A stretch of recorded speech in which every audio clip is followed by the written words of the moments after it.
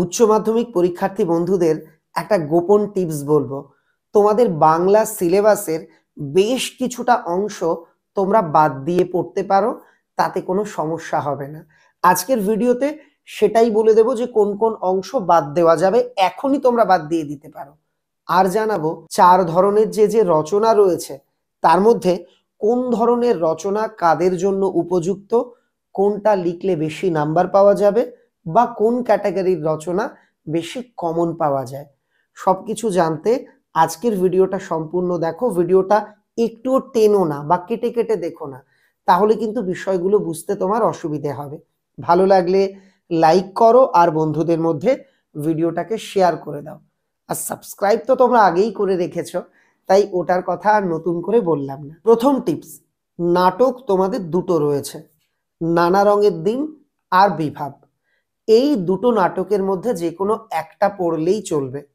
বোর্ডের নিয়ম অনুযায়ী যেখানে যেখানে নানা রঙের দিনের প্রশ্ন থাকবে সেখানে সেখানে অথবা দিয়ে বিভাবের প্রশ্নও দেওয়া হবে। এমসিকিউ, এসএকিউ এবং বড় প্রশ্ন সব ধরনের প্রশ্নের ক্ষেত্রেই নানা রঙের দিনের অথবাতে থাকবে বিভাবের প্রশ্ন। তোমরা দেখবে বইয়ের সূচিপত্রেই লিখে দেওয়া আছে যে কোনো একটা নাটক তোমাদের পড়তে হবে। এক্ষেত্রে আমার পরামর্শ কি, তোমরা যেহেতু এতদিন টেস্টের পরেও প্রায় 11 মাস দুটো নাটকই ভালো করে পড়েছ, পরীক্ষার আগে কয়দিন যেটা তোমার কাছে সহজ মনে হয়, দুটো নাটকই ভালো, দুটোর মধ্যে যেটা তোমার বেশি ভালো লাগে সেটাকে বেশি গুরুত্ব দিয়ে বারবার রিডিং পড়ো। দ্বিতীয় টিপস, তোমাদের সিলেবাসে অন্য ভাষার একটা কবিতা আর গল্পকে বাংলায় অনুবাদ করে দেওয়া হয়েছে। সেগুলি হলো অলৌকিক গল্প আর পড়তে জানে এমন এক মজুরের প্রশ্ন কবিতা। এই দুটোর প্রশ্নের মধ্যেও অথবা থাকবে। আশা করি গল্প আর কবিতাটা গোটা বছর তোমরা পড়েছ। পরীক্ষার 1-1.5 মাস আগে এই দুটোর মধ্যে যেটা তোমার ভালো রেডি হয়েছে সেটাকে বেশি গুরুত্ব দিয়ে প্র্যাকটিস করো। এ তো গেল পাঠ্য বইয়ের কথা। এবার আসি রচনার কথাতে। তোমাদের 4 ধরনের 4টি রচনা দেওয়া হয়। 10 পয়েন্ট এক দাগে থাকবে মানুষ মানচিত্র অবলম্বনে রচনা। 10 পয়েন্ট 2 দাগে দেওয়া থাকবে বিষয়ের গভীরে প্রবেশ। 10 পয়েন্ট 3 দাগে দেওয়া থাকবে বিতর্কমূলক রচনা।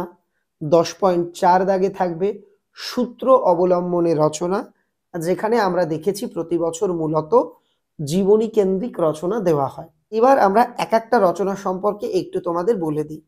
10 পয়েন্ট 1 দাগে মানুষ মানচিত্র অবলম্বনে যে রচনাটি থাকবে এটা কমন পাওয়া সম্ভব। এই অংশে এমন রচনা দেওয়া হয় যেটা তোমরা মাধ্যমিক স্তর পর্যন্ত পড়ে এসেছো। আরো সুবিধে যেটা থাকে, এই রচনার মধ্যে কোন কোন বিষয়কে হাইলাইট করতে হবে, কোন কোন বিষয়বস্তুকে পয়েন্ট আকারে তুলে ধরতে হবে সেটা কিন্তু ছক করে লিখে দেওয়া থাকে। এই রচনা যদি তুমি ঠিকঠাকভাবে লেখো 10-এর মধ্যে 8 থেকে 10 এই পর্যন্ত নাম্বার অনায়াসেই পাওয়া যায়। পরের অংশ বিষয়ের গভীরে প্রবেশ।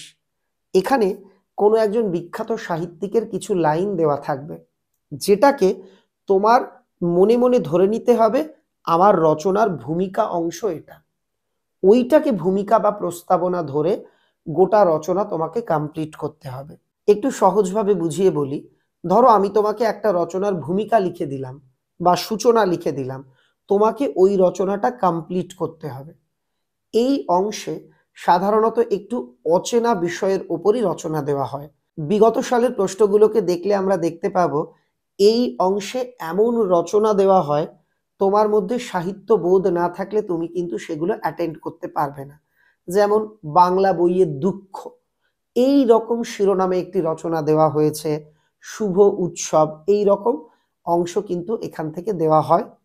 আমার পরামর্শ থাকবে যাদের সাহিত্য জ্ঞান প্রবল তারা এই রচনাটা অ্যাটেন্ড করতে পারো, বাকিরা এটা স্কিপ করে যাও।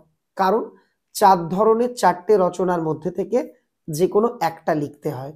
এই বিভাগের রচনা অর্থাৎ বিষয়ের গভীরে প্রবেশ বিভাগের রচনা তুমি যদি একান্ত সাহিত্যরস সমৃদ্ধ অত্যন্ত ভালোভাবে না লেখো, এখানে কিন্তু নাম্বার পাওয়ার সম্ভাবনা যথেষ্টই কম থাকে। পরের অংশ 10.3 দাগ বিতর্ক। একটা লাইন দেওয়া থাকবে, অর্থাৎ বিতর্কের বিষয় দেওয়া থাকবে। চাইলে তার পক্ষেও লিখতে পারো, বিপক্ষেও লিখতে পারো।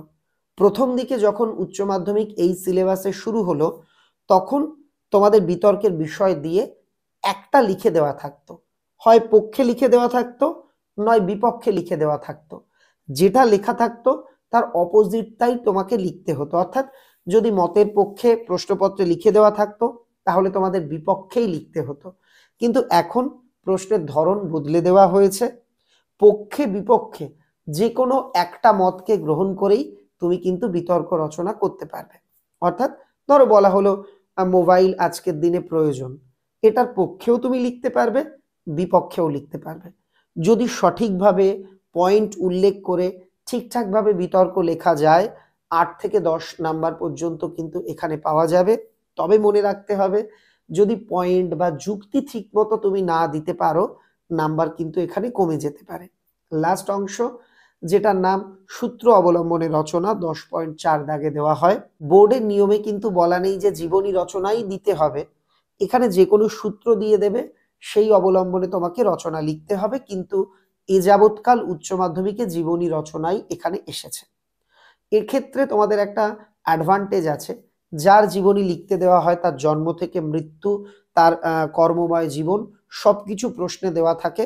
তোমরা দেখে দেখেও যদি কিছুটা লিখে আসতে পারো, কোনো রচনা যদি কমন না পেয়ে শুধু এটার পয়েন্ট বা সূত্রগুলো দেখেও কিছুটা লিখে আসো, কিছু নম্বর অনায়াসে ক্যারি করা যায়। আর যারা ভালোভাবে সেই রচনাটা লিখে আসতে পারবে, 10-এ 10 অনায়াসে পাওয়া যাবে।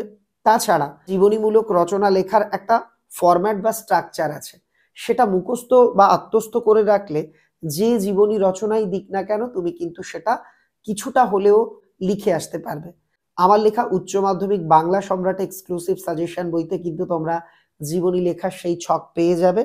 তাছাড়া এই চ্যানেলে আমি ভিডিও করে দিয়েছিলাম, পুরনো সেই ভিডিওর লিঙ্ক আজকের ফার্স্ট কমেন্টে দেওয়া রইল, তোমরা ক্লিক করে জীবনী লেখার নিয়ম কানুনটা কিন্তু দেখে নিতে পারো। একজন শিক্ষক হিসেবে আমি চাইবো তুমি গোটা সিলেবাস ভালোভাবে রপ্ত করো, কিন্তু তবুও পরীক্ষা প্রস্তুতির প্রাক মুহূর্তে তোমাদের পরীক্ষা প্রস্তুতিকে আরো শানিত করবার জন্য ছোট্ট ছোট্ট কিছু টিপস দিলাম। ভিডিওটা ভালো লাগলে বন্ধুদের মধ্যে শেয়ার করে দিও। সবাই ভালো থেকো। Thank you very much.